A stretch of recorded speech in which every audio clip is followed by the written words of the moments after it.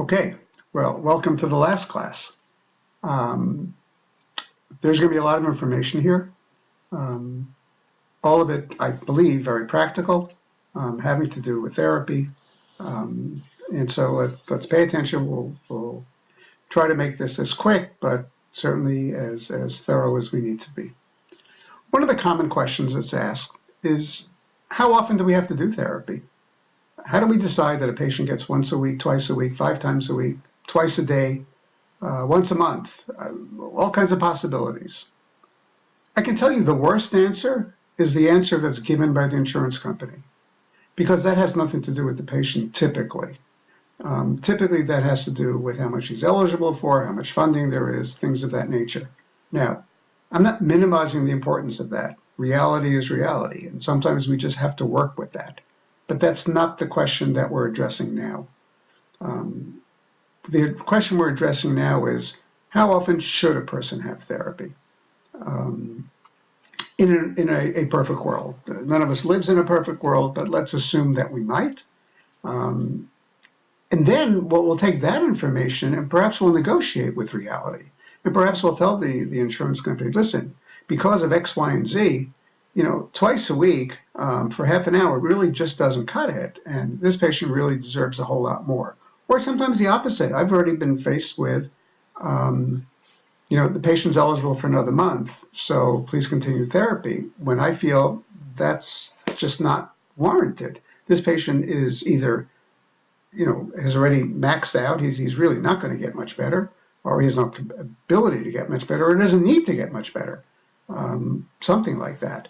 And so it can work both ways. But in any case, our discussion now is, how often should a person have therapy? Obviously, I don't have an answer for you. What I'm going to share with you is my thoughts on what are we thinking about? What kind of considerations should we have? First, perhaps might be, how physically and mentally able is this patient? How is he stable? Can he sit for half an hour? Does he have an attention span for an hour? Or is 10 minutes perhaps all that he can possibly focus? And again, we don't know those things before we actually start to do therapy.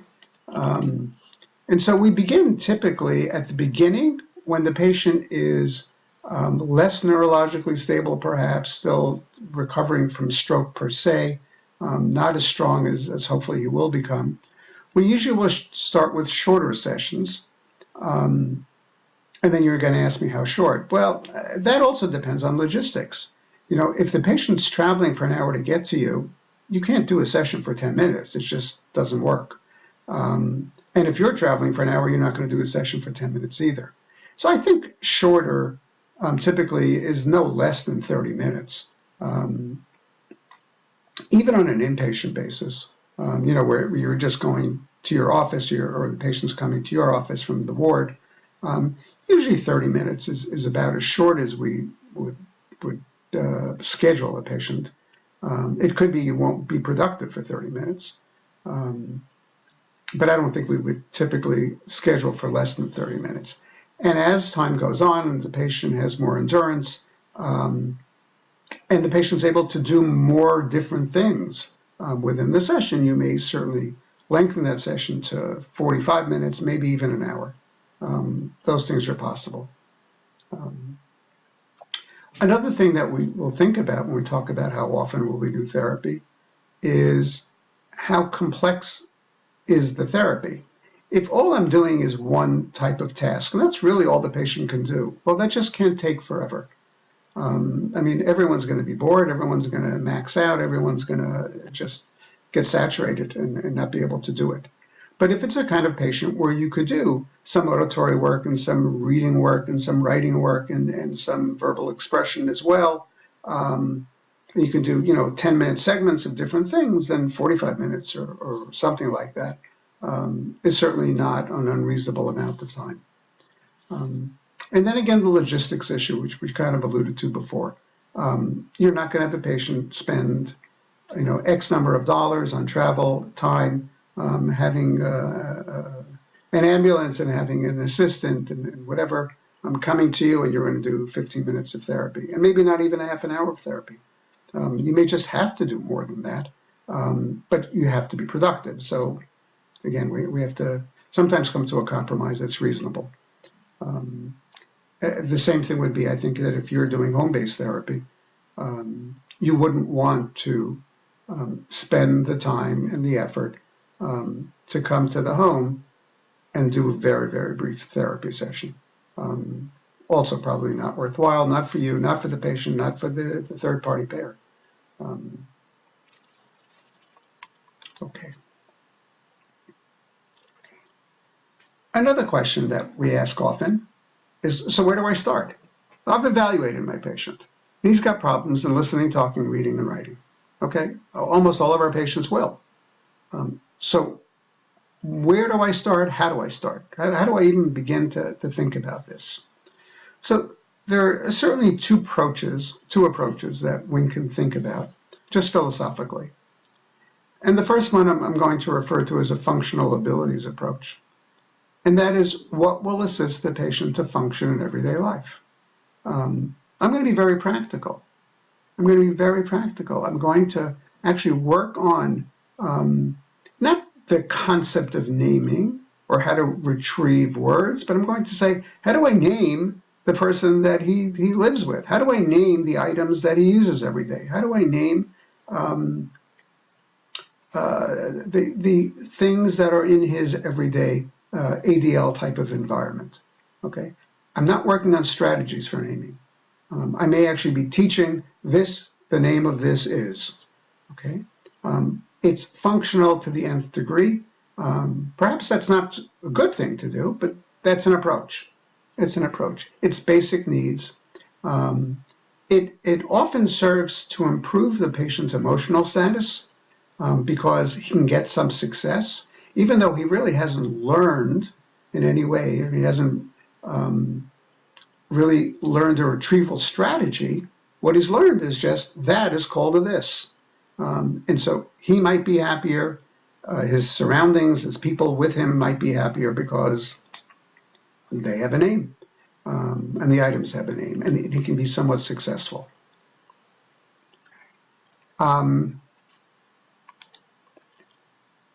Social communicative interactions. Just saying things like hello, saying things like how are you, responding to basic things like that.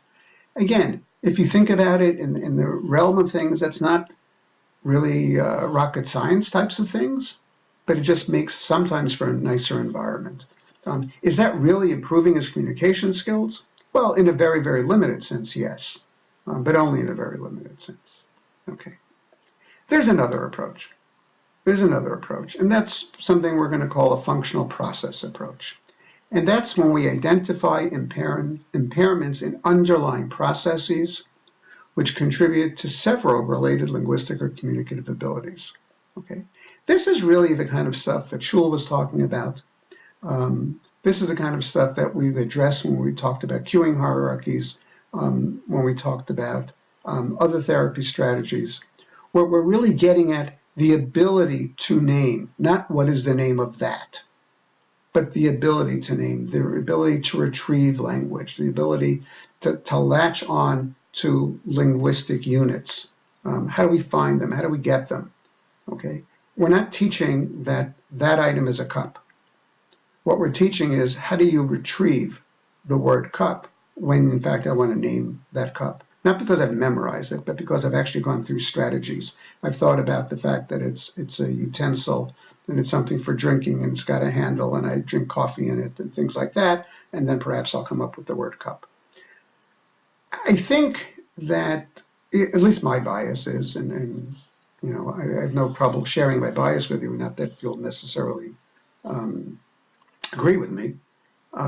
My bias is that at the end of the day, the functional process approach is the only way the patient's going to get really, really better. We have to teach them strategies. We have to teach them how to do it, not just memorize a list of answers. That doesn't work. It doesn't work in any kind of an educational system. It certainly doesn't work in therapy either. But sometimes the functional process approach is not the way to start, simply because it can take a long time until you get any results. And you may have good data, as we kind of looked at when we looked at cueing hierarchy, and say, listen, he may not be right any more often than he was at the beginning, but he's getting much closer. For the public, that doesn't work, okay? They just need to know, is he more correct than he was before? They don't want to know that he's close. That only works in horseshoes. It just doesn't work in true language. So sometimes we either will start with a functional abilities approach, or we'll make part of our therapy always a functional abilities approach, so that we'll get something that's a little bit more concrete, a little bit more reinforcing, both to the patient and to his environment. Okay. Again, strategies of how we deal with it.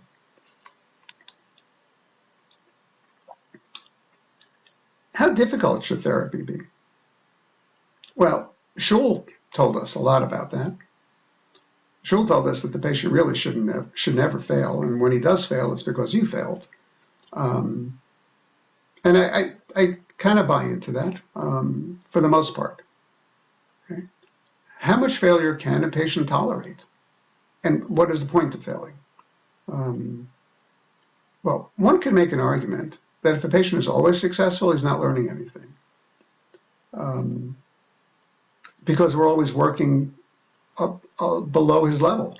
So I can make therapy, for all but the global aphasic, I can always make therapy such that the patients are going to be successful all the time, but then he's not being challenged. That means he's not really trying hard to retrieve and to develop strategies and to execute strategies. That doesn't work. So where do I want to work with it? On the other hand, I don't want him to fail all the time because, again, that's, as Schul says, that's our failure. That means we're way above him. So where should he be? He should be at what Porch referred to as that on the cusp. We're just about to pass, not about to pass. He fails, he doesn't fail. It's the fulcrum of the curve, in Porch's words. Failure does predict failure. It's something we saw. Darley showed us that in the work done, that when a patient begins with a very easy task, it tends to make the next task that should have been harder a little bit easier. And then if we begin with a harder task and then the next task that should have been easier becomes hard. So we don't want to do that either. Where should we work with a patient? Where he's mostly successful, but we never leave a task until he's been successful. So that means that we're providing appropriate cues, we're providing appropriate strategies. The last thing in the world we want to do is to just provide a model, because that really doesn't show any kind of functioning or strategies. But at worst comes to worst, we're going to do that anyway, just for psychological benefit. Okay, so level of difficulty, I think, is not a very difficult one, no pun intended, for us to deal with. Where we want to work is right at that fulcrum of the curve, where the patient can do it, but he may need assistance, and that's fine. And that's where we're working with him, but he's able to then do it, even with the assistance. Okay.